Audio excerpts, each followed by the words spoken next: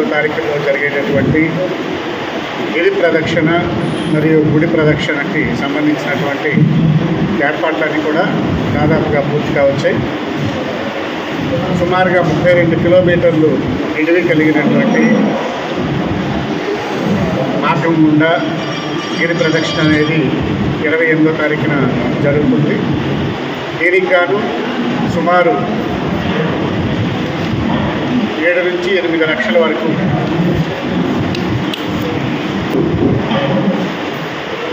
పాల్గొంటారని అంచనా.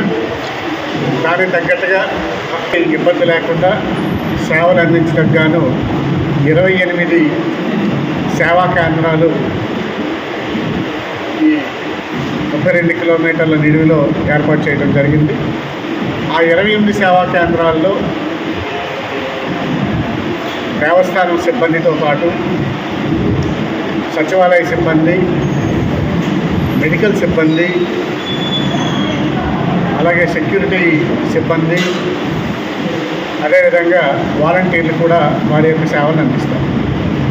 ప్రధానంగా ఈ కేంద్రాలలో తాగునీటి వసతి, అదేవిధంగా ఎవరైనా అలసిపోయినట్లు కూర్చోవడానికి, కాసేపు సేద తీరడానికి తగినటువంటి ఏర్పాట్లు, అలాగే ఆరోగ్యపరమైనటువంటి సమస్యలు ఏమైనా ఎదురైతే వారికి సేవ అందించడానికి మెడికల్ సిబ్బంది కూడా 28వ తారీఖు ఉదయం నుంచి 29వ తారీఖు మధ్యాహ్నం వరకు కూడా అందుబాటులో ఉంటారు. వీరే కాకుండా వీరితో పాటు 7 ప్రదేశాలలో కంట్రోల్ రూమ్ కూడా ఏర్పాటు చేయడం జరిగింది. ఈ కంట్రోల్ రూముల పరిధిలో 32 కిలోమీటర్ల నిడివిలో ఉన్నటువంటి మొత్తం ఏదైతే భక్తులు ప్రదక్షిణ చేస్తున్నారో దాని యొక్క పూర్తి స్థాయి పర్యవేక్షణ అనేది ఉంటుంది.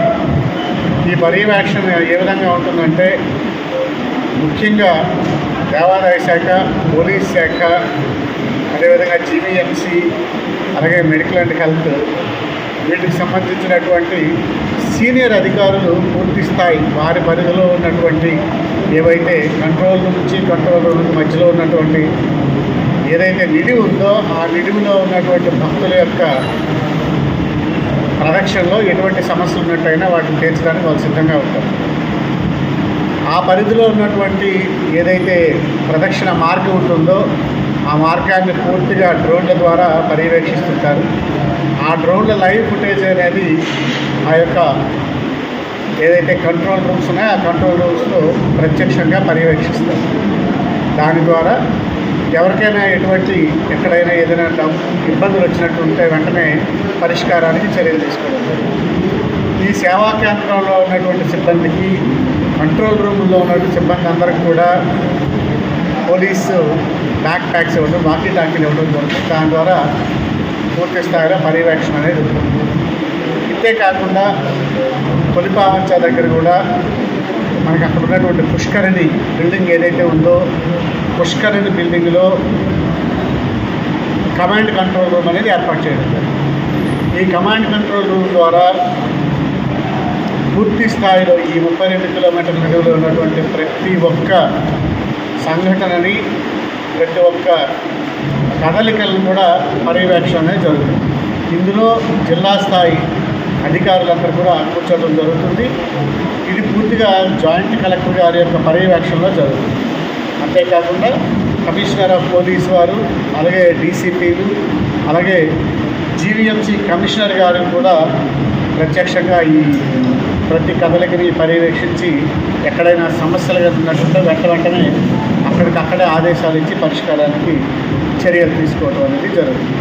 ఇది కూడా 28వ తారీఖు ఉదయం నుంచి 29వ తారీఖు మధ్యాహ్నం వరకు ఈ ఏర్పాట్లు అనేవి కంటిన్యూ అవుతాయి.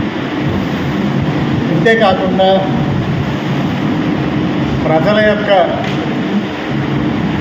రద్దీని దృష్టిలో పెట్టుకుని ఇప్పుడు మనకి ఏవైతే ఆర్టీసీ బస్సులు కానీ ఇతర వాహనాల యొక్క ట్రాఫిక్ కూడా మీద కూడా కొన్ని నియంత్రణలు అనేవి విధించడం జరిగింది.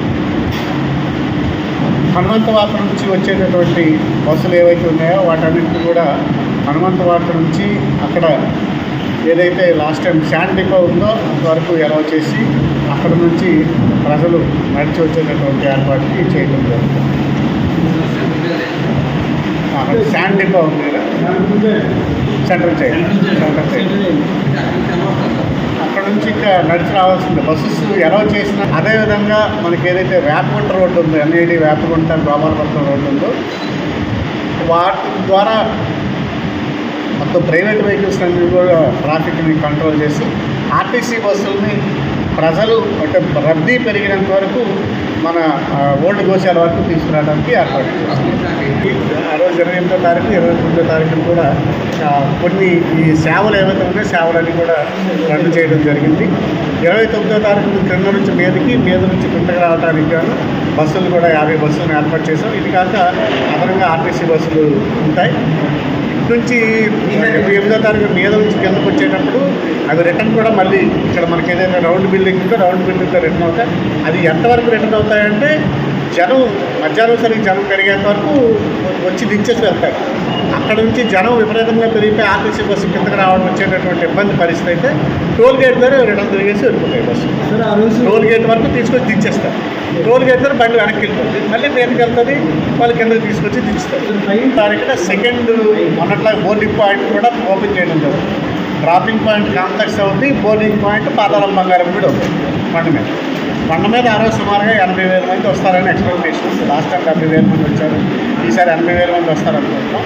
అదేవిధంగా 28వ తారీఖు లాస్ట్ టైం 40,000 మంది వచ్చారు, ఈసారి 50,000 మంది వరకు వస్తారనేటువంటి అటు సెకండ్ ఘాట్కి ఇటు ఫస్ట్ ఘాట్కి రెండుకి కూడా ఫ్రీగా తిరుగుతుంది.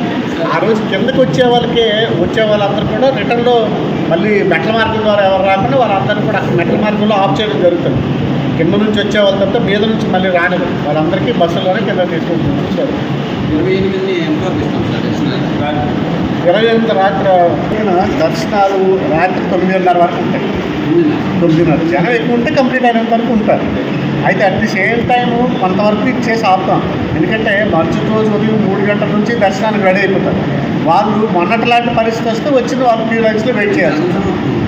ఆ జన్మ సమర్పణ ఉంది కదా, జన్మ సమర్పణ వరకు కావాలి కదా. మనకి 3 గంటలతో జన్మ సమర్పణ పూర్తవుతుంది అనుకుంటున్నాం.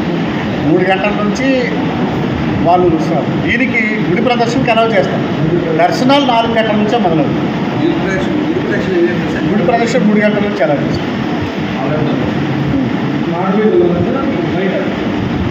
చుట్టూ అదే మనం లాస్ట్ టైం ఏదైతే మన సర్కాపరేషన్ రూట్ ఉందో ఆ రూటే రోజు ఫ్రీ దర్శనం ఉంటుంది. అలాగే 300 రూపాయల దర్శనం మాత్రం ఉంటుంది, 100 రూపాయల దర్శనం ఉంటుంది. 100 రూపాయల దర్శనం ప్లేస్లో ఫ్రీ దర్శనం ఉంటుంది. 100 రూపాయల టికెట్ ఉంటుంది, 300 రూపాయల టికెట్లు ఉంటాయి, లేదా ఫ్రీ ఉంటుంది. రెండు ఉంటాయి. ఫ్రీలో వెళ్ళదలుచుకున్నారు, ఫ్రీలో వెళ్ళవచ్చు. 300 కాబట్టి 300 ఆప్షన్ తీసుకోవచ్చు. మళ్ళీ మధ్యలో 100 అనేది ఉంటుంది. రెండు ఆప్షన్స్.